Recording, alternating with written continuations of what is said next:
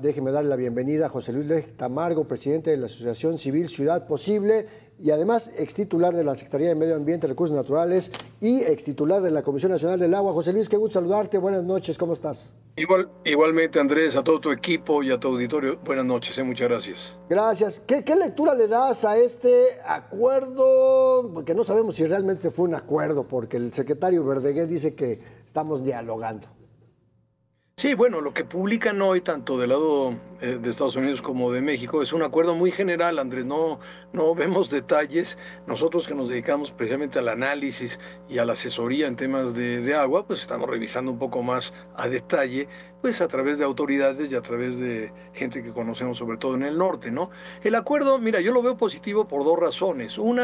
Una que frena la amenaza que todos los días tenemos de aranceles de este señor allá en Estados Unidos, del señor presidente, y dos, que se gana tiempo, porque tú sabes que este tratado de aguas del 44 se computa en ciclos quinquenales, es decir, son 5 años en los flujos que nosotros tenemos que entregar anualmente a Estados Unidos y los que recibimos por la cuenca del río Colorado de Estados Unidos a México.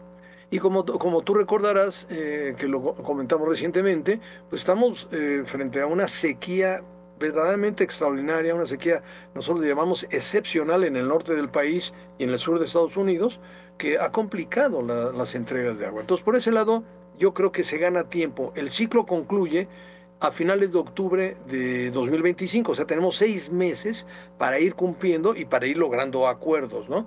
Entonces, el problema está en los compromisos, que son también, no dan detalles, pero el número uno es entrega inmediata de agua de las presas internacionales de la parte que corresponde a México y de las presas de la cuenca del río Conchos y de los afluentes del río Bravo de Coahuila. Y aquí está el primer problema, Andrés, esto es materialmente imposible, es decir, no hay agua en las presas.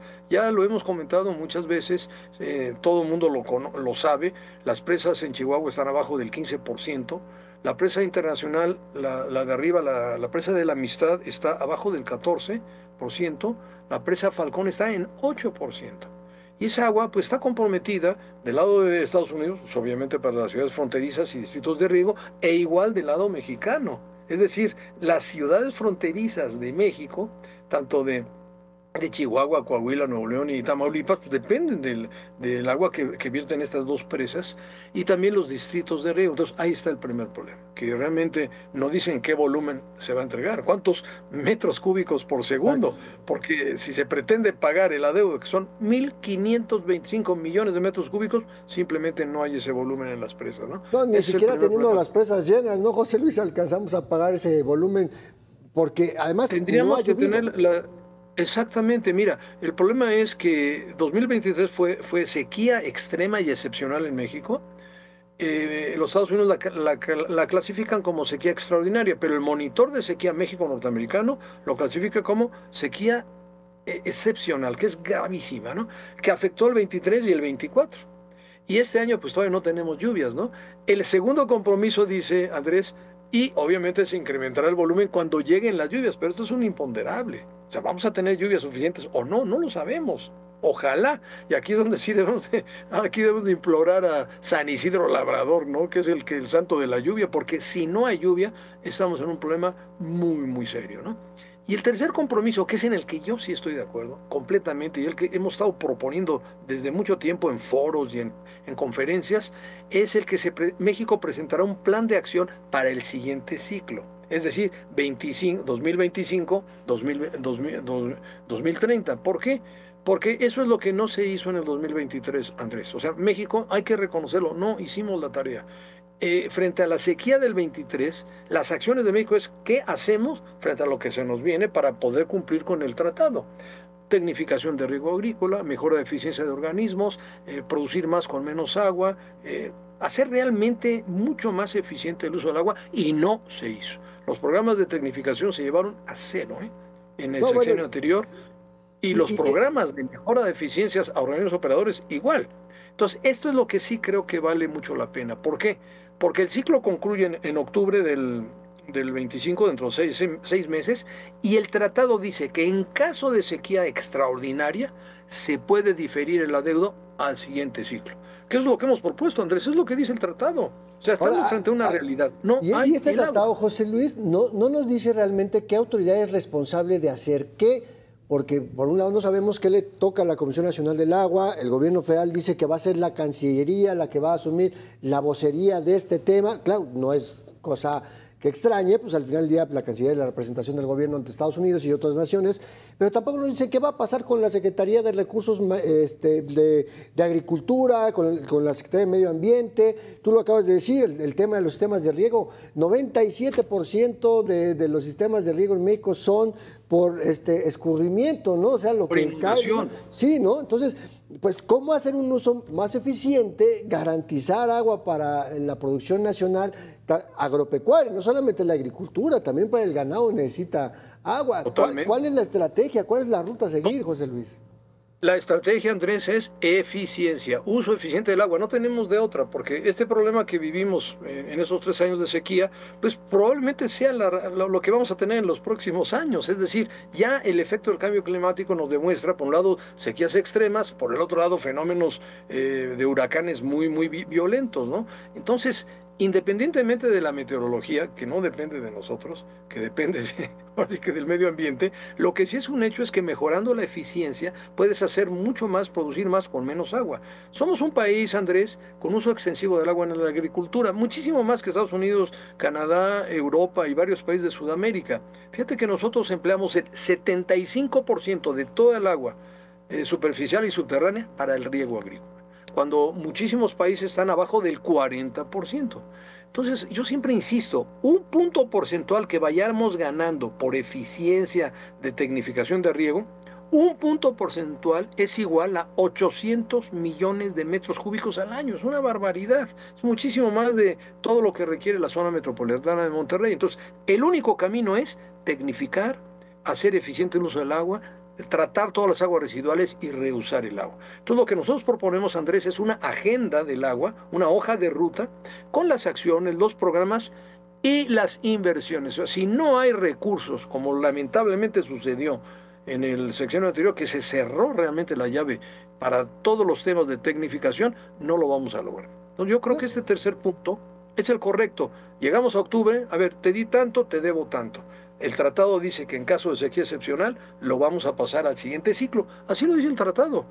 El señor nos está amenazando con un montón de aranceles y que nos va a cerrar el flujo del Colorado. No puede hacerlo porque el tratado dice claramente que el balance lo hacemos al final del ciclo, ¿no? Que es en octubre. Y ahí se va a decir, señores, tanto entregué, tanto debo y voy a hacer este plan de acción para el siguiente ciclo. Yo creo que ahí está, me parece, el quid de la negociación.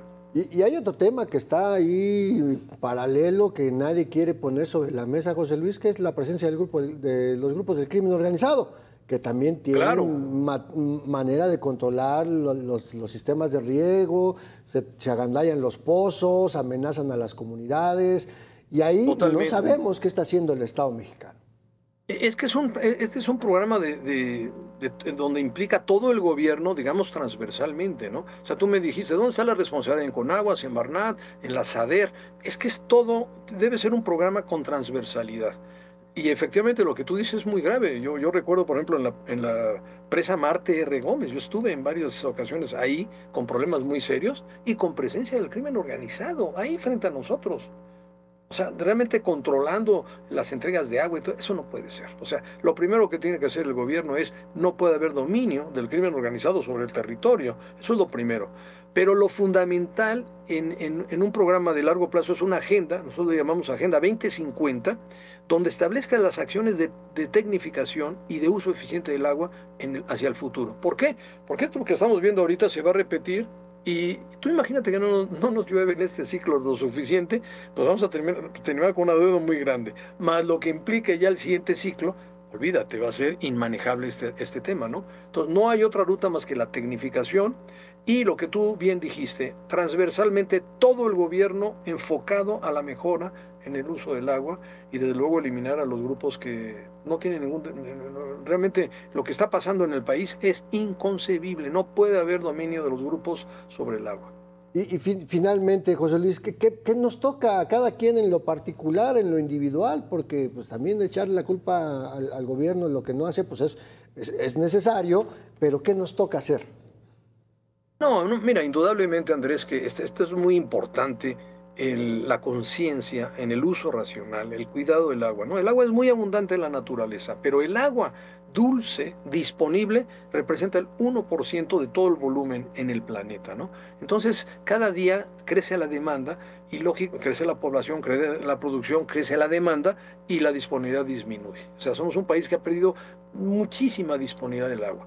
Entonces, nosotros tenemos que tener conciencia en casa, ¿no? Yo cuando doy esta plática, sobre todo a jóvenes, digo, tenemos que ser los plomeros en la casa, ¿no? No puede haber fugas, no debe haber llaves que estén goteando, el sapito del excusado debe estar perfectamente sellado, no debemos de regar las aceras o con la manguera el carro, etcétera. Tenemos que tener mucha más racionalidad en el uso del agua, pero lo importante, lo más importante, lo grueso está en el gobierno. O sea, los gobiernos municipales tienen que mejorar a sus organismos operadores, hacerlos organismos técnicos especializados con personal técnico de carrera. Y el campo tiene que tener una total tecnificación. Y la industria en México, a la que se le achaca tanto, Andrés, déjame decirlo, yo no tengo ningún interés industrial, ni mucho menos, pero la industria mexicana sí está respondiendo. O sea, la industria mexicana ha incorporado muchos esquemas de eficiencia, de mejora en el empleo del agua, ciclos cerrados, tratamiento al 100%, reuso al 100%, y ese es el camino que podemos hacer, intercambiar agua tratada, Andrés, por agua de primer uso. Por ejemplo, una unidad de riego saca agua del pozo, agua pura, mejor el municipio le entrega agua tratada de buena calidad para riego y te ahorras esa agua que está sacando del acuífero. Entonces, sí tenemos que entrar en un ciclo de uso eficiente y sí todos tenemos que poner nuestro granito de arena, Andrés. Y el tema es que los municipios no tienen ni recursos, ni infraestructura, ni personal capacitado para eso. Por eso será tema de una conversación futura, mi querido José Luis Tamargo, presidente de Ciudad Posible, exsecretario de Medio Ambiente y Recursos Naturales del gobierno mexicano. Muchas gracias por estos minutos para Mega. Andrés, muchas gracias a ti, a todo el equipo de Mega Noticias. Buenas noches. Gracias, José Luis. Y bueno, vamos a otras cosas.